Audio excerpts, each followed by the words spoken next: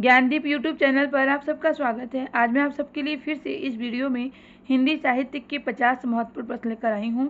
तो सारे question important हैं, तो आप वीडियो को लास्ट तक जरूर देखें, क्योंकि इसी तरह के क्वेश्चन एग्जाम में पूछे जाते हैं। आप जिस किसी भी एग्जाम की तैयारी कर रहे हैं, अपने हिंदी विषय का चयन किया है, तो आपके लिए वीडियो बहुत ही इंपॉर्टेंट होने वाला है। तो वीडियो को लास्ट तक जरूर देखें। वीडियो पसंद आए तो वीडियो को लाइक शेयर सब्सक्राइब करना ना भूलें। तो चलिए देखते हैं क्वेश्चन क्या है। क्वेश्चन नंबर 1, निम्न में से हिंदी साहित्य का अतीत किसने लिखा है? तो हिंदी साहित्य का अतीत किसने लिखा है? तो ऑप्शन ए है डॉक्टर विश्वनाथ तिवारी, बी आचार्य विश्वनाथ प्रसाद मिश्र, सी डॉक्टर राम कुमार वर्मा, डी राहुल सांकृत्यायन। तो हिंदी साहित्य का अतीत किसने लिखा है? आचार्य विश्वनाथ प्रसाद मिश्र ने लिखा है। ऑप्शन बी सही आंसर है। क्वेश्चन नंबर 2 है, आदिकाल को प्रारंभिक काल या आरंभिक काल नाम किसने दिया? तो आदिकाल को प्रारंभिक काल नाम किसने दिया? आदिकाल के नामकरण से क्वेश्चन बनते हैं एग्जाम में, तो आपको पता होना चाहिए। तो प्रारंभिक काल नाम किसने दिया है? तो प्रारंभिक काल यानी आरंभिक काल नाम दिया है आदिकाल को मिश्र बंधुओं ने दिया है। किसने दिया है? मिश्र बंधुओं ने दिया है। और यहाँ पे हम जान लेते हैं महावीर प्रसाद द्विवेदी भी हैं। तो इन्होंने आदिकाल को क्या नाम दिया है? महावीर प्रसाद द्विवेदी ने आदिकाल को विजयप्पन काल नाम दिया है, और डॉक्टर ग्रेसन ने चारण काल नाम दिया है, और हजारी प्रसाद द्विवेदी ने आदिकाल नाम दिया है। तो यहाँ पे ग्रेसन ने क्या नाम दिया है? चारण काल नाम दिया है। महावीर प्रसाद द्विवेदी ने विजयोत्पन्न काल नाम दिया है, हजारी प्रसाद द्विवेदी ने आदिकाल नाम दिया है, और मिश्र बंधुओं ने क्या नाम दिया है? प्रारंभिक काल यानी आरंभिक काल नाम दिया है। किसको? आदिकाल को। निम्न में से शिलांकित कृति कौन सी है? ऐसी कौन सी कृति है जो कि शिला में पे अंकित की गई है, शिलांकित कृति है? तो कौन सी कृति है? पाहुर दोहा, राहुल वेल, प्राकृत प्रगलम, वर्ण रत्नाकर। तो राहुल वेल जो कृति है वो शिलांकित कृति है। तो ऑप्शन बी सही आंसर होगा। क्वेश्चन नंबर 4 है, शालिभद्र सूरी की रचना का नाम क्या है? शालिभद्र सूरी की रचना इसमें से कौन सी है? उनकी रचना का नाम क्या है? नेमिनाथ जैन, भट्टेश्वर बाहुबली राज, सुमतिगढ़, जय मयंक जस चंद्रिका। तो ऑप्शन बी सही आंसर है। शालिभद्र सूरी की रचना का नाम है भट्टेश्वर बाहुबली राज। भट्टेश्वर बाहुबली राज उनकी रचना का नाम है। ऑप्शन में दिया है जय मयंक जस चंद्रिका। ये भी क्वेश्चन पूछा जाता है, जय मयंक जस चंद्रिका के कवि कौन है, रचनाकार कौन है? तो मधुकर कवि जो है वो जय मयंक जस चंद्रिका के क्या है? रचनाकार है। तो इसे भी आप लोग नोट कर लीजिएगा। क्वेश्चन नंबर 5 है, अमीर खुसरो किस नाम से जाने जाते हैं? ये इंपॉर्टेंट क्वेश्चन है, कई बार पूछा जा चुका है। अमीर खुसरो किस नाम से जाने जाते हैं? तूतवे हिंद, मतलब हिंद का तोता इन्हें कहा जाता है। किसे? अमीर खुसरो को। ये पहेलियों मुखबिरों के लिए जाने जाते हैं, और तूतिए हिंद के नाम से जाने जाते हैं। कौन? अमीर खुसरो। ये आदिकाल के कवि हैं। इनका वास्तविक नाम भी पूछ लिया जाता है। इनका वास्तविक नाम क्या है? अबुल हसन। इनके गुरु का नाम भी पूछ लिया जाता है। इनके गुरु का नाम है निजामुद्दीन औलिया। और ये आदिकाल के कवि है। इनका वास्तविक नाम है अबुल हसन, गुरु का नाम है निजामुद्दीन औलिया, और तूतिए हिंद के नाम से जाने जाते हैं, और ये पहेलियों मुखबिरी के लिए भी प्रसिद्ध है। क्वेश्चन नंबर 6 है, आदिकाल को विजयोत्पन्न काल किसने कहा है? तो किसने कहा है? मैंने ऊपर ही बताया, आचार्य महावीर प्रसाद द्विवेदी ने कहा है। तो ऑप्शन सी सही आंसर होगा।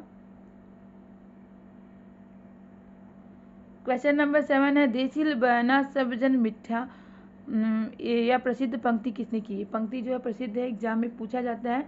तो ये पंक्ति किसके द्वारा कही गई है? देसिल बयाना सब जन मिठा, ये पंक्ति विद्यापति के द्वारा कही गई है। विद्यापति आदिकाल के कवि हैं, और विद्यापति को मैथिल कोकिल भी कहा जाता है। किसको? विद्यापति को, क्योंकि ये मैथिल भाषाओं में मैथिल कोकिल, क्योंकि ये मैथिल भाषाओं में रचनाएं करते हैं, इसलिए इन्हें मैथिल कोकिल भी कहा जाता है। और इनकी रचनाएं है कीर्तिलता कीर्तिपताका, जो कि अवहट्ट भाषा में है। क्वेश्चन ये भी बनता है कि इनकी दो रचनाएं जो है कीर्तिलता कीर्तिपताका किस भाषा में है? अवहट्ट भाषा में है। इसे आप लोग नोट कर लीजिएगा। क्वेश्चन नंबर 8 है, क्वेश्चन नंबर 8 है, उपदेश रसायन की रचयिता कौन है? उपदेश रसायन की रचयिता है ऑप्शन ए जीनदत्त सूरी। जीनदत्त सूरी जो है उपदेश रसायन के क्या है? रचयिता है। तो यहाँ उपदेश रसायन की रचयिता कौन है? जीनदत्त सूरी। क्वेश्चन नंबर 9 है, निम्न में से किस कवि को अपभ्रंश का वाल्मीकि कहा जाता है?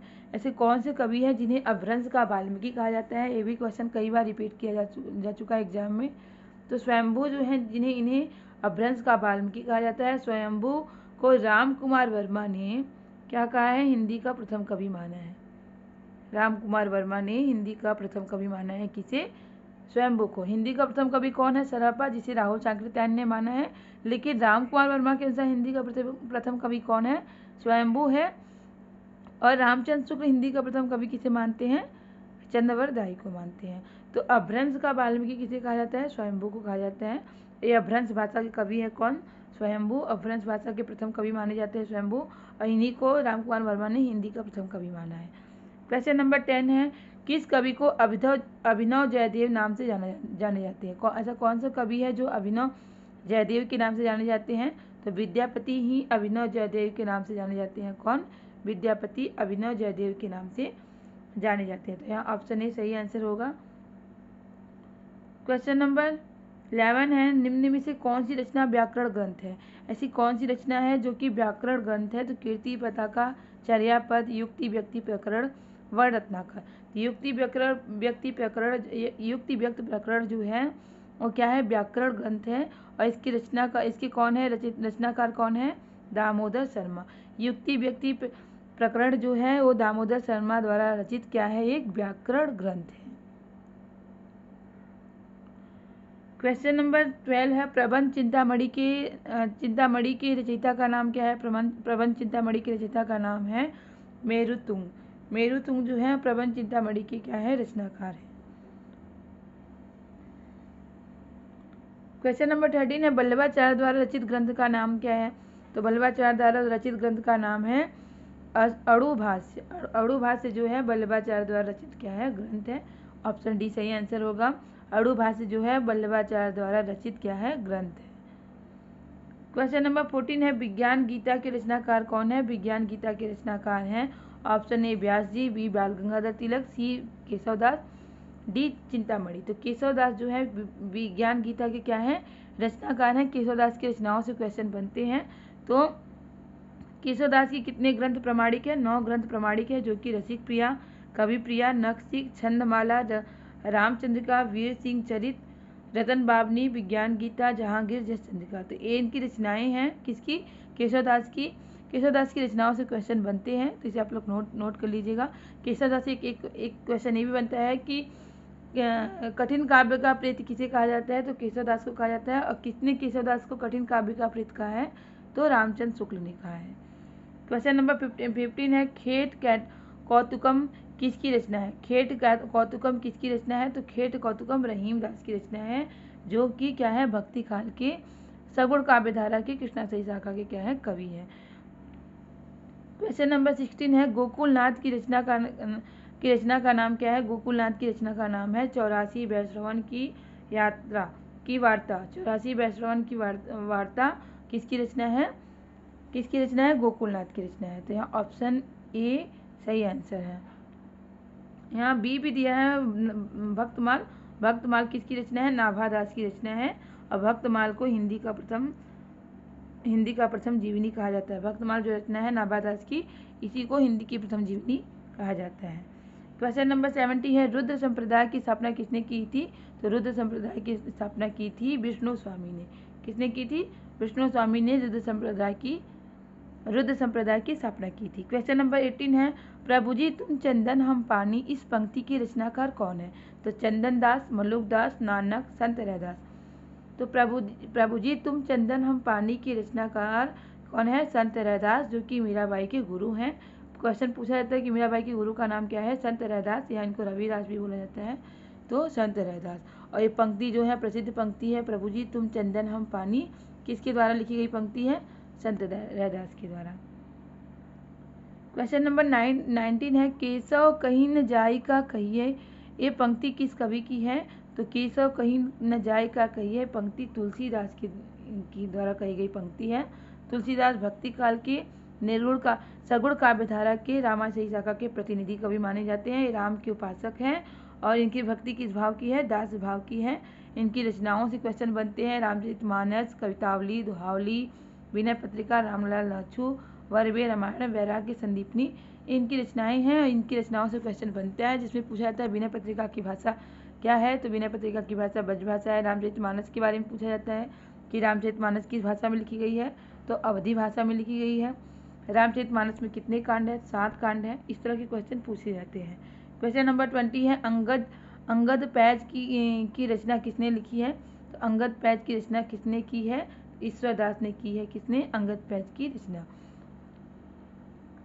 क्वेश्चन नंबर 21 है रामानुजाचार्य ने किस दर्शन का प्रतिपादन किया है, तो रामानुजाचार्य ने विशिष्ट अद्वैतवाद दर्शन का प्रतिपादन किया है। किसका प्रतिपादन किया है, विशिष्ट अद्वैतवाद का प्रतिपादन किया है। क्वेश्चन नंबर 22 है राम वल्लभ संप्रदाय का प्रवर्तन किसने किया है, राम वल्लभ संप्रदाय का प्रवर्तन किया है किसने किया है, हित हरिवंश ने किया है। किसने किया है, हित हरिवंश ने किया है। कबीर किस शासक के समकालीन थे, मतलब किस शासक के समकालीन थे कबीर, तो सिकंदर लोदी के समकालीन थे। कौन, कबीरदास जी। क्वेश्चन नंबर 24 है प्रेम को पंथ कराल महा तरवारी को धार पे धावनु है। इस पंक्ति के रचयिता कौन है, प्रेम को पंथ कराल महा तरवारी को धार पे धावनु है। इस पंक्ति के रचयिता हैं बोधा जो कि रीतिकाल के कवि हैं, रीतिकाल के रीति मुक्त काव्यधारा के कवि हैं। कौन, बोधा। क्वेश्चन नंबर 25 है शिवराज भूषण ग्रंथ में किसका विवेचन किया गया है। शिवराज भूषण क्या है, एक ग्रंथ है, तो किसका विवेचन किया गया है शिवराज भूषण ग्रंथ में, अलंकार का। किसका विवेचन किया गया है, अलंकार का। तो यहाँ ऑप्शन सी सही आंसर होगा। क्वेश्चन नंबर 26 होगा है निम्न में से कौन सी रचना एवं रचनाकार का युग्म सही है। तो देखिए यहाँ पे काव्य निर्णय भिखारी दास, ये सही नहीं है। सही नहीं है, कौन सा सही नहीं है, तो काव्य निर्णय भिखारी दास ये सही है। रस रहस्य कुलपति मिश्र, ये भी सही है। रस विलास चिंतामणि की है, ये भी सही है। भाव विलास जो है वो केशव दास का नहीं है, कि केशव दास की रचना नहीं है, तो ए युग्म जो है वो सही नहीं है और सारी युग्म सही है। काव्य निर्णय भिखारी दास का है, रस रहस्य कुलपति मिश्र का है, रस विलास चिंतामणि का है, तो ये तीनों सही है। लेकिन भाव विलास जो रचना है केशव दास की रचना नहीं है। भाव विलास किसकी रचना है, कवि देव या देवदत्त भी इनको बोला जाता है। भाव विलास किसकी रचना है, कवि देव की रचना है। तो ऑप्शन डी सही आंसर है। क्वेश्चन नंबर 27 है प्रबोध 50 ग्रंथ के रचयिता कौन है, तो प्रबोध 50 ग्रंथ के रचयिता है पद्माकर। कौन है, पद्माकर जो कि रीतिकाल के कवि हैं और ये प्रबोध 50 ग्रंथ के क्या हैं, रचनाकार हैं। कौन, पद्माकर। तो यहाँ ऑप्शन डी सही आंसर होगा। क्वेश्चन नंबर 28 है रीतिकाल को अलंकृत काल नाम किसने दिया है, तो रीतिकाल के नामकरण से भी क्वेश्चन पूछा जाता है कि रीतिकाल को अलंकृत नाम किसने दिया है, तो रीतिकाल को अलंकृत नाम किसने दिया है, मिश्र बंधु ने। अलंकृत काल नाम किसने दिया है, मिश्र बंधु ने। क्वेश्चन नंबर 29 है निम्न में से किस कवि ने सतसई की रचना नहीं की है। ऐसा कौन सा कवि है जो कि सतसई की रचना नहीं की है, तो बिहारी ने की है, वृंद ने की है, मतीराम ने की है सतसई की रचना। सेनापति जो है सतसई की रचना नहीं की है। किसने, सेनापति। यहाँ ऑप्शन बी सही आंसर होगा। क्वेश्चन नंबर 31 है धन्य भारत भूमि सब रत्नन की उपजावनी। इस पंक्ति के लेखक कौन है, धन्य भारत भूमि सब रत्नन की उपजावनी। तो पंक्ति से भी क्वेश्चन बनते हैं। तो ये पंक्ति किसके द्वारा कही गई है, बद्री नारायण चौधरी प्रेमघन। किसके द्वारा कही गई पंक्ति है, बद्री नारायण चौधरी प्रेमघन जो कि भारतेंदु युग के कवि हैं। क्वेश्चन नंबर 31 है भारतेंदु ने यात्रा वित्त संबंधी कौन सी रचना की है। ऐसी कौन सी इनकी रचना है जो कि यात्रा वित्त संबंधी है, तो यहाँ पे सरयू पार की जो इनकी रचना है, सरयू पार की यात्रा जो इनकी रचना है क्या है, यात्रा वित्त संबंधी रचना है। क्वेश्चन नंबर 32 है तदी समाज की स्थापना। तदी समाज से किसका संबंध है, किसका संबंध तदी समाज से है, तो भारतेंदु हरिश्चंद्र का जो कि भारतेंदु युग के प्रतिनिधि कवि है। कौन, भारतेंदु हरिश्चंद्र। इन्हीं के नाम पर भारतेंदु युग नाम पड़ा था इस युग का। ये किसका तदी समाज से किसका संबंध है, भारतेंदु हरिश्चंद्र जी का। तो यहाँ ऑप्शन बी सही आंसर होगा। क्वेश्चन नंबर 32 है राम वृक्ष बेनीपुरी कौन सी कृति यात्रा वित्त की है, तो ये सारी कृतियाँ हैं। तो इसमें पूछ रहा है कौन सी कृति यात्रा वित्त की है, किसकी, राम वृक्ष बेनीपुरी की। तो पैरों में पंख बांधकर इनकी जो कृति है, पैरों में पंख बांधकर एक कृति इनकी क्या है, यात्रा वित्त है। किसकी, राम वृक्ष बेनीपुरी की। क्वेश्चन नंबर 34 है निम्न में से कौन सी रचना एवं उसके रचनाकार का युग्म सही नहीं है, तो कौन सी रचना एवं उसके रचनाकार का युग्म सही नहीं है? तो कविता कुमुदी रामराज त्रिपाठी की है, ये सही है। हिम किरीटनी माखनलाल चतुर्वेदी की रचना है, भी सही है। हल्दी घाटी श्याम नारायण पांडे की रचना है, भी सही है। रसवंती जो है ये सही नहीं है, ये सियाराम शरण गुप्त की रचना नहीं है। रसवंती किसकी रचना है? रामधारी सिंह दिनकर की रचना है। तो यहाँ ऑप्शन डी सही आंसर होगा, क्योंकि पूछ रहा है कौन सा युग्म सही नहीं है। क्वेश्चन नंबर 35 है, अधिकार खोकर बैठना यह महादुष्कर्म है, इस पंक्ति के रचयिता कौन है? तो अधिकार खोकर बैठना यह महादुष्कर्म है, इस पंक्ति के रचयिता हैं मैथिली शरण गुप्त। मैथिली शरण गुप्त जो कि प्रथम राष्ट्र कवि हैं, हिंदी के प्रथम राष्ट्र कवि हैं। इनको इनकी भारत भारती रचना के लिए राष्ट्र कवि की उपाधि दी गई थी। और किसने दी थी इनको राष्ट्र कवि की उपाधि? महात्मा गांधी ने दी थी। क्वेश्चन नंबर 36 है, भारत भारती का प्रकाशन किस वर्ष हुआ था? तो भारत भारती का प्रकाशन हुआ था 1918 ईस्वी में। ऑप्शन डी सही आंसर, ऑप्शन डी सही आंसर है। क्या भारत भारती का प्रकाशन कब हुआ था? 1918 ईस्वी में। और भारत भारती किसकी रचना है? मैथिली शरण गुप्त की रचना है। इसी रचना के लिए इन्हें राष्ट्र कवि की उपाधि दी गई थी। क्वेश्चन नंबर 37 है, संपत्ति शास्त्र के लेखक का नाम क्या है? संपत्ति शास्त्र के लेखक का नाम है आचार्य महावीर प्रसाद द्विवेदी। तो यहाँ ऑप्शन ए सही आंसर होगा। संपत्ति शास्त्र के लेखक का नाम है क्या? महावीर प्रसाद द्विवेदी। महावीर प्रसाद द्विवेदी द्विवेदी युग के कवि हैं, और द्विवेदी युग इन्हीं के नाम पे पड़ा था, महावीर प्रसाद द्विवेदी के नाम पे, क्योंकि द्विवेदी युग पे इनका महत्वपूर्ण योगदान रहा है महावीर प्रसाद द्विवेदी का। क्वेश्चन नंबर 38 है, साकेत महाकाव्य का सर्वाधिक मार्मिक सर्ग क्या है? कौन सा साकेत क्या है? महाकाव्य है। किसके द्वारा लिखा गया महाकाव्य है? साकेत क्या है? महाकाव्य है। और इसका कौन सा ऐसा सर्ग है जो कि सबसे मार्मिक सर्ग है? तो कौन सा सर्ग इसका सबसे मार्मिक सर्ग है? 9वां सर्ग जो है साकेत का सबसे मार्मिक सर्ग है। किसका? साकेत का, जो कि राम काव्य पर आधारित है। तो किस पे है? राम काव्य पर आधारित है साकेत। इसमें कितने हैं? 9वां सर्ग जो है मार्मिक सर्ग है। क्वेश्चन नंबर 39 है, निराला किस पत्रिका से संबंधित है? तो निराला सुधा, इंदु, समन्वय, मतवाला। तो निराला किस पत्रिका से संबंधित नहीं है? तो इंदु जो पत्रिका है इससे निराला संबंधित नहीं है। इंदु के संपादक कौन थे? इंदु के संपादक जयशंकर प्रसाद थे। तो इंदु पत्रिका से इनके संपादक नहीं थे कौन? निराला। क्वेश्चन नंबर 40 है, कामायनी में श्रद्धा किसका प्रतीक है? कामायनी में श्रद्धा किसका प्रतीक है? कामायनी किसकी रचना है? जयशंकर प्रसाद की रचना है। जयशंकर प्रसाद की रचना है। किसकी? जयशंकर प्रसाद की रचना है। और इसमें पूछा जाता है कितने सर्ग हैं? तो 15 सर्ग हैं कामायनी में। कितने सर्ग हैं? 15 सर्ग हैं कामायनी में। कितने सर्ग हैं? 15 सर्ग हैं। और ये भी पूछा जाता है कि कामायनी क्या है? महाकाव्य है। क्या है? कामायनी महाकाव्य है, जयशंकर प्रसाद के द्वारा लिखा गया। और इसमें पूछा जाता है श्रद्धा जो है किसका प्रतीक है? तो हृदय का प्रतीक है। यहाँ ऑप्शन सी सही का आंसर होगा। क्वेश्चन नंबर 41 है, हिंदी में स्वच्छंदतावाद का कवि कौन जाना जाता है? ऐसा कौन सा कवि है जो स्वच्छंदतावाद का कवि माना जाता है हिंदी में? तो श्रीधर पाठक हैं, वे स्वच्छंदतावाद के कवि माने जाते हैं। क्वेश्चन नंबर 42 है, अरुण यह मधुमेह देश हमारा, यह किसने कहा था? तो यह किसने कहा था? कार्नेलिया ने कहा था। किसने कहा था? कार्नेलिया ने कहा था, अरुण यह मधुमेह देश हमारा। क्वेश्चन नंबर 43 है, छायावाद को स्थूल के प्रति सूक्ष्म का विरोध। इंपॉर्टेंट क्वेश्चन कई बार पूछा जा चुका है कि छायावाद को स्थूल के प्रति सूक्ष्म का विद्रोह किसने कहा है? तो डॉक्टर नगेंद्र ने कहा है कि छायावाद स्थूल के प्रति सूक्ष्म का विद्रोह है। किसने कहा है? डॉक्टर नगेंद्र ने। क्वेश्चन नंबर 44 है, साये में धूप काव्य कृति की रचयिता कौन है? साये में धूप किसकी काव्य कृति है? तो साये में धूप दुष्यंत कुमार की काव्य कृति है। तो ऑप्शन बी सही आंसर होगा। क्वेश्चन नंबर 45 है, साखी किस कवि का काव्य संग्रह है? तो साखी किस कवि का काव्य संग्रह है? तो विजय देव नारायण शाही का क्या है? काव्य संग्रह है। क्वेश्चन नंबर 46 है, हम बिस्पाही जन्म के इस काव्य कृति की रचनाकार कौन है? हम बिस्पाही जन्म के, तो इसके रचनाकार है बालकृष्ण शर्मा नवीन। इसके क्या है? रचनाकार हैं। तो ऑप्शन सी सही आंसर होगा। क्वेश्चन नंबर 47 है, निम्न में से कौन सी रचना के रचनाकार का नाम सही नहीं है? तो कौन सा सही नहीं? फूल नहीं रंग बोलते हैं, तो एक केदारनाथ अग्रवाल की रचना है, सही है। उस जनपद का कवि हूँ, त्रिलोचन शास्त्री की रचना है, भी सही है। सीढ़ियों पर धूप, ये शमशेर बहादुर सिंह की रचना नहीं है, तो ये ऑप्शन सही नहीं है। तो यहाँ पे सही नहीं पूछ रहा है, कौन सा सही नहीं है?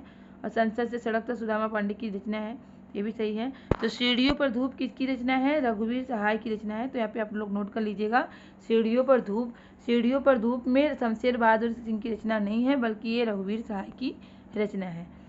क्वेश्चन नंबर 48 है, सूरदास किस उपन्यास का चर्चित पात्र है? गोदान, कर्मभूमि, रंगभूमि, कायाकल्प।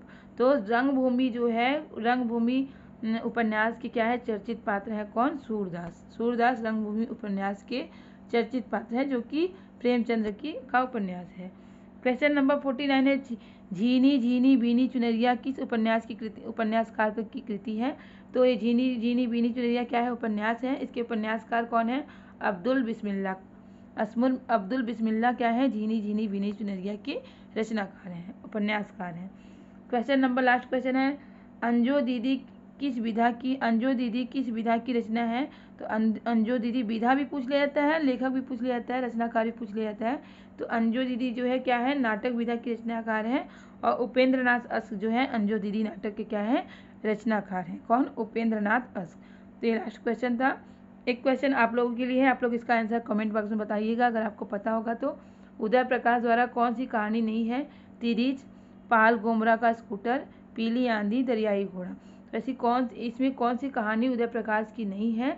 तो आपको टिक करना है, कमेंट बॉक्स में आंसर बताना है। इससे समझ में आएगा कि आपकी तैयारी कैसी हो रही है। अगर आपको आंसर पता होगा तो कमेंट बॉक्स में ज़रूर आंसर बताइएगा। उम्मीद है कि आपको वीडियो ज़रूर पसंद आया होगा। वीडियो पसंद आया तो वीडियो को लाइक से सब्सक्राइब करना ना भूलें, क्योंकि आपका लाइक से सब्सक्राइब ही हमें मोटिवेट करता है इस तरह के क्वेश्चन, इस तरह के टॉपिक लाने के लिए, जिससे आपकी अच्छी तैयारी हो सके और आप अपने एग्जाम में सफल हो सके। इसी तरह के क्वेश्चन, इसी तरह के टॉपिक की तैयारी करने के लिए हमारे चैनल से जुड़े रहें। तब तक के लिए मिलते हैं नेक्स्ट क्लास में। बाय।